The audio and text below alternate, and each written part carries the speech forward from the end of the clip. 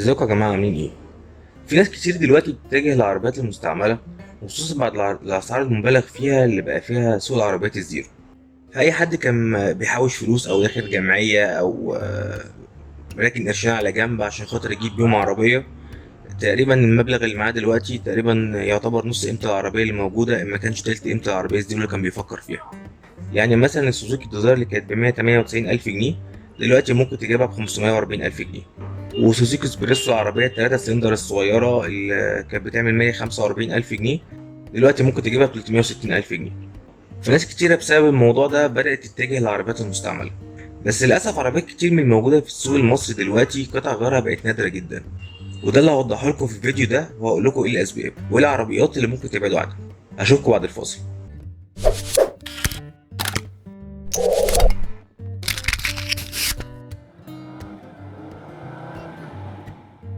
من يومين واحد صاحبي جبنا عربية هيونداي اكسل اوتوماتيك.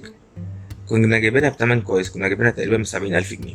العربية طبعا محتاجة شوية صيانة، بس العربية كويسة مفيهاش مشكلة. يعني أهم حاجة داخل العربية وعشان خاطر الترخيص وكده، والعربية طبعا مبهدلة شوية بس تمام. فوجئنا احنا بنعمل صيانة للعربية إن قطع غيار العربية الاستيراد بدأت تقل جدا من السوق. يعني العربية كانت محتاجة دشمتين قدام، سألنا عند كذا حد بتاع قطع غيار ما لقيناش أصلا. ما لقيناش غير عند واحد بس، ولقينا دشمة واحدة بس اللي موجودة عنده، وحالتها مش 100%، مش أحسن حاجة. والتاجر واحنا واقفين معاه قال لي انت بتدور على اثار، العربيه دي خلاص انا مش هجيب لها حاجه تاني، خلاص هنجيبها منين؟ كوريا بطلت تعملها ومبقاش في عربيات اصلا موجوده منها بره. ولقيت ان كلامه منطقي، احنا بنتكلم في هيونداي اكسل موديل 95، يعني عربيه تقريبا بقالها 30 سنه.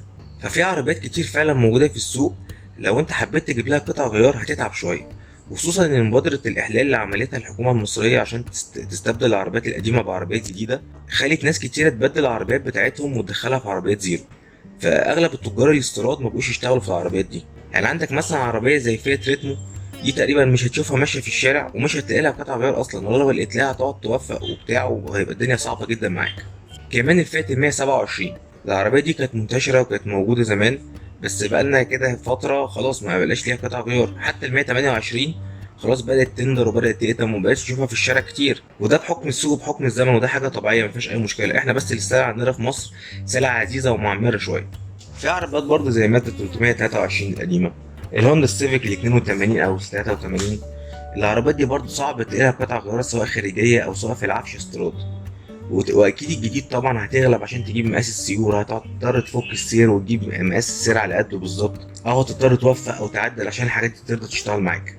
فلازم قبل ما نجيب عربية مستعملة لازم نسأل عن توفر قطع الغيار بتاعتها، سواء الجديدة أو سواء الاستيراد بتاعها. نشوف جروب العربية نخش عليه، نسأل ملاك العربية، نسأل بالتجار بتوع الاستيراد شغالين فيها ولا لأ، وإيه الحاجات اللي موجودة عندهم. يعني مثلا في عربيات ما بينتبهش عليها الكلام ده، زي مثلا الفولكس فاجن البيتلز دي عربية محبوبة، وعربية موجود لها قطع غيار في العالم كله ولها عشاق في العالم كله. فدي هتلاقي لها قطع غيار، حتى ناس كتير بتحب تعدل فيها اصلا وتعمل فيها شغل كويس. ده غير كمان العربيات اللي قطع غيارها قليله دي بتخلي التجار يتحكموا في اسعار قطع الغيار بتاعها بشكل مبالغ فيه. يعني مثلا ممكن اصطدام استيراد لعربيه قديمه ومش منتشره في السوق، تلاقيها بسعر اصطدام عربيه جديده موجوده دلوقتي، عشان هو عارف انت مش هتعرف تجيب الاصطدام ده من اي حته غيره. وممكن عشان خاطر فانوس عربيه تركبه عندك قدام، الفانوس طبعا الدغدغه مش عارف تعمل له باغه، مش عارف تعمل له حاجه، ممكن تلف الكره الارضيه عشان خاطر تعرف تجيب الفانوس ده، ممكن في اي خصم ما تلاقيهوش ويعمل لك مشاكل في المرور، ويعمل لك مشاكل وانت بترخص العربيه. فيا ريت لو هتجيب اي عربيه تحت موديل 2005 تسال كويس على العربيه دي، وتعرف العربيه دي اذا كان ليها قطع غيار ولا لا، وليها قطع غيار استيراد ولا لا، واسعار قطع غيارها ايه، واراء الناس اللي امتلكوا العربيه دي ايه. وفي فيديو ان شاء الله هعمله قريب عن عربيات الموديلات القديمه اللي ليها قطع غيار هتلاقيها في السوق، وما تعبكش قوي في الصيانه، وما تعبكش قوي انت بتدور على قطعه الغيار. وبس ده كان كل حاجه النهارده.